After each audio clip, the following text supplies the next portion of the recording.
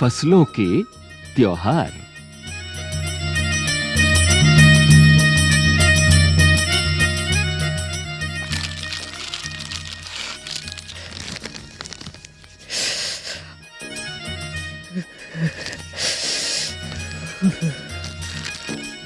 सारा दिन बोरसी के आगे बैठकर हाथ तापते हुए गुजर जाता है। कहां तो खिचड़ी के समय धूप में गर्माहट की शुरुआत होनी चाहिए और यहाँ हम सूरज के इंतजार में आस लगाए बैठे हुए हैं। पूरे 10 दिन हो गए सूरज लापता है। आज सुबह तो रजाई से निकलने की हिम्मत नहीं हो रही थी।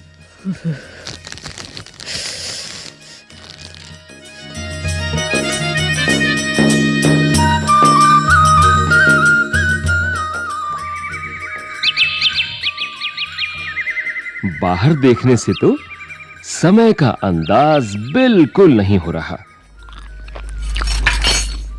लेकिन घर में हो रही चहल-पहल अब पता चल रही है। रह रहकर कानों में कभी चांपाकल के चलने और पानी के गिरने की आवाज, तो कभी किसी के हांक लगाने की आवाज आ रही है। जा भाग के देख, केरा के पत्ता आयल की ना। आज ई लोग के उठे के नईखे का। बोल जल्दी तैयार होखस। अब तो उठने में ही भलाई है।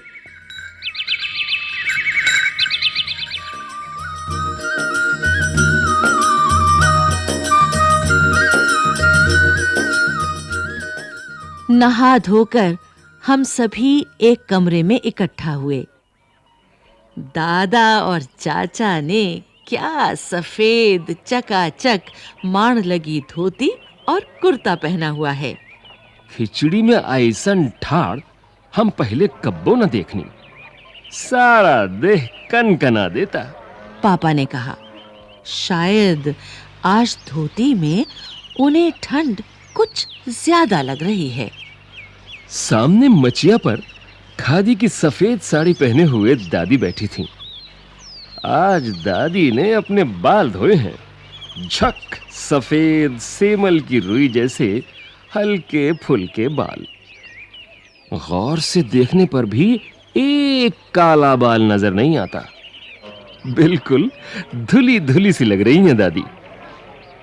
उनके सामने केले के कुछ पत्ते कतार में रखे हैं, जिस पर तिल, मिठा यानी गुड़, चावल आदि के छोटे-छोटे ढेर पड़े हुए हैं। हमें बारी-बारी से उन सभी चीजों को छूने और प्रणाम करने के लिए कहा गया। जब सबने ऐसा कर लिया, तो उन सभी चीजों को एक जगह इकट्ठा करके दान में दे दिया गया। आज तो अप्पी दीदिया बुरी फंसी। उन्हें ना तो चूड़ा दही ही पसंद है और ना ही खिचड़ी। पर आज तो फरमाइशी नाश्ता नहीं चलेगा। उन्हें दोनों ही चीजें खानी पड़ेंगी। आज खिचड़ी जो है, खिचड़ी खाने के बाद सभी ने गया से आए तिल, गुड़ और चीनी के तिलकुट को बड़े चाव से खाया।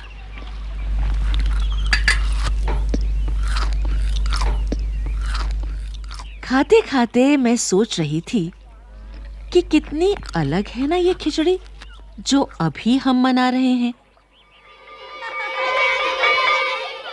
स्कूल में हम जो खिचड़ी मनाते थे, उसकी अलग ही मस्ती हुआ करती थी।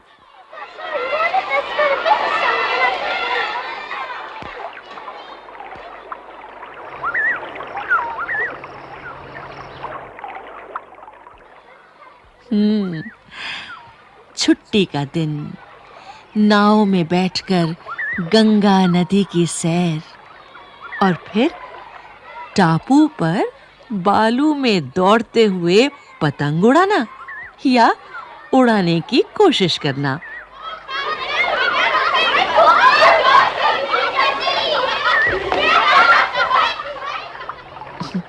कितना मजा आता था।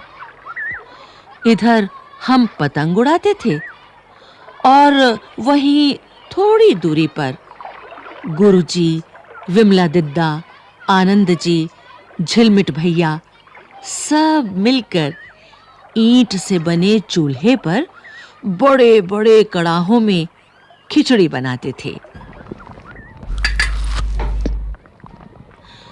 हम भी बीच-बीच में अपनी पतंगों को सुस्ताने का मौका देते हुए मटर और प्याज छीलने बैठ जाते। वैसी खिचड़ी फिर दोबारा खाने को नहीं मिली। वाकई ढंग कैसा भी हो, पर है ये खुशियों का त्योहार।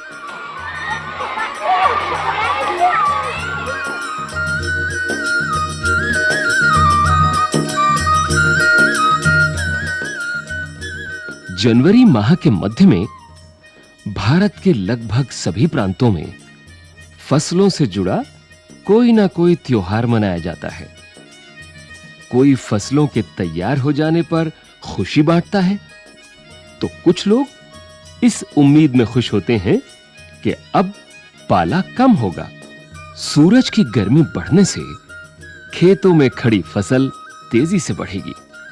सभी प्रांतों और इलाकों का अपना रंग और अपना ढंग नजर आता है। इस दिन सब लोग अच्छी पैदावार की उम्मीद और फसलों के घर आने में खुशी का इजहार करते हैं।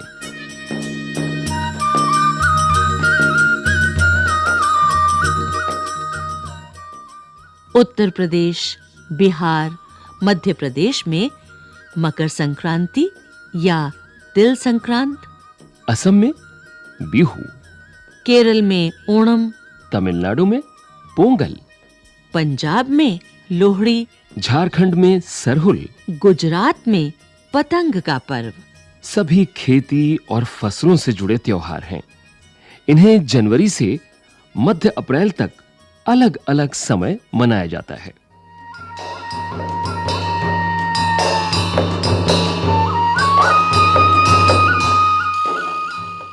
झारखंड में सरहुल बड़े जोशो खरोश के साथ मनाया जाता है। 4 दिनों तक इसका जश्न चलता रहता है। अलग-अलग जनजातियां इसे अलग-अलग समय में मनाती हैं।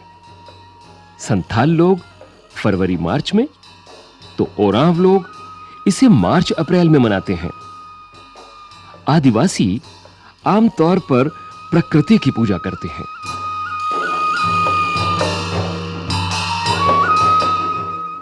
सरहुल के दिन विशेष रूप से साल के पेड़ की पूजा की जाती है। यही समय है जब साल के पेड़ों में फूल आने लगते हैं और मौसम बहुत ही खुशनुमा हो जाता है।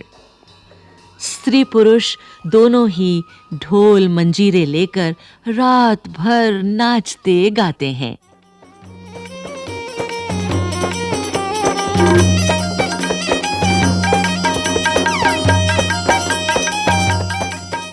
चारों ओर फैली हुई छोटी-छोटी घाटियां, लंबे-लंबे साल के वृक्षों का जंगल और वहीं आस-पास बसे छोटे-छोटे गांव। लिपे पुते, करीने से बुहारे और सजाए गए अपने घरों के सामने लोग एक पंक्ति में कमर में बाहें डालकर नृत्य करते हैं।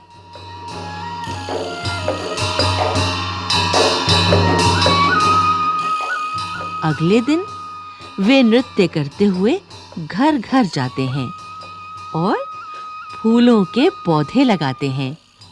घर-घर से चंदा मांगने की भी प्रथा है, पर चंदे में मालूम है क्या मांगते हैं? मुर्गा, चावल और मिश्री। फिर चलता है खाने पीने और खेलों का दौर। तीसरे दिन जाकर पूजा होती है। जिसके बाद लोग अपने कानों में सरई का फूल पहनते हैं।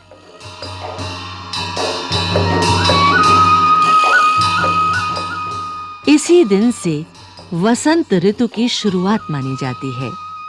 धान की भी पूजा होती है। पूजा किया हुआ आशीर्वादी धान अगली फसल में बोया जाता है।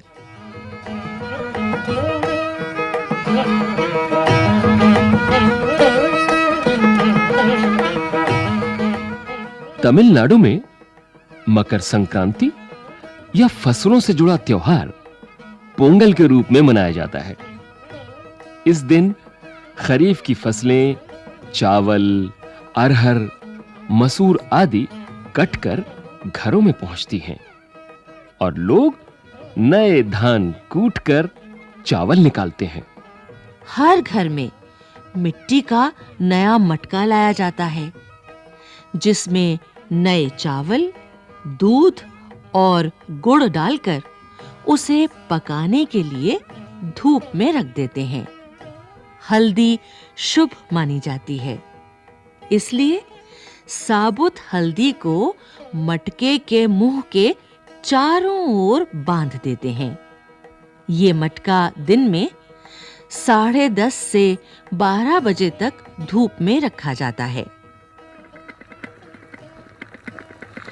जैसे ही दूध में उफान आता है और दूध चावल मटके से बाहर गिरने लगता है, तो पोंगला पोंगल, पोंगला पोंगल यानी खिचड़ी में उफान आ गया के स्वर सुनाई देते हैं।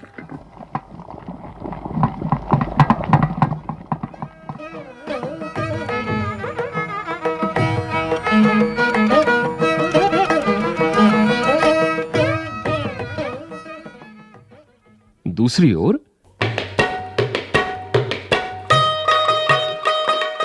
गुजरात में पतंगों के बिना तो मकर संक्रांति का जश्न अधूरा ही माना जाएगा।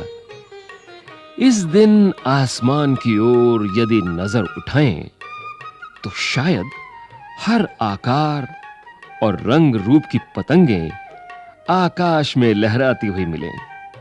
प्रत्येक गुजराती, चाहे वो किसी भी धर्म, जाति या आयु का हो, पतंग उड़ाता है। हजारों लाखों पतंगों से सूर्य भी ढक सा जाता है।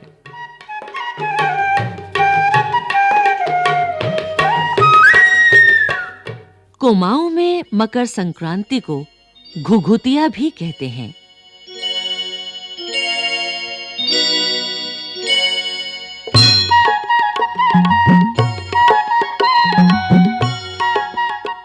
इस दिन आटे और गुड़ को गूंथकर पकवान बनाए जाते हैं।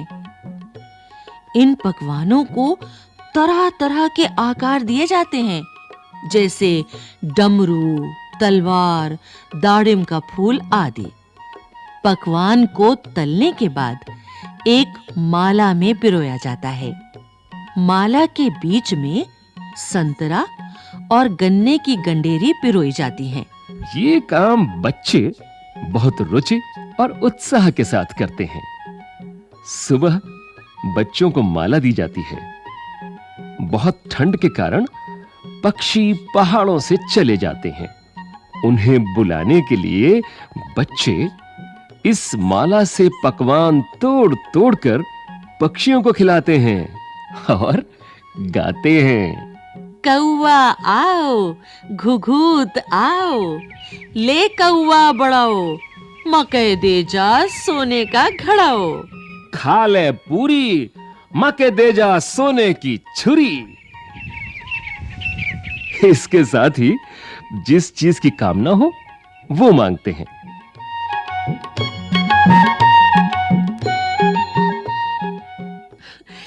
है ना कितने अलग-अलग अंदाज मकर संक्रांति को मनाने के। कहीं दूध, चावल और गुड़ की खीर बनती है, तो कोई 5 प्रकार के नए अनाज की खिचड़ी बनाता है। कहीं-कहीं लोगों का सैलाब नदी में स्नान के लिए उमड़ पड़ता है। लोग ठंड से ठिठुरते रहेंगे, पर बर्फीले पानी में कम से कम एक डुबकी तो जरूर लगाएंगे। हाल ये होता है कि इन जगहों पर तिल रखने की भी जगह नहीं होती। तिल से याद आया, मकर संक्रांति के दिन पानी में तिल डालकर स्नान करना, तिल दान करना, आग में तिल डालना, तिल के पकवान बनाना विशेष महत्व रखता है।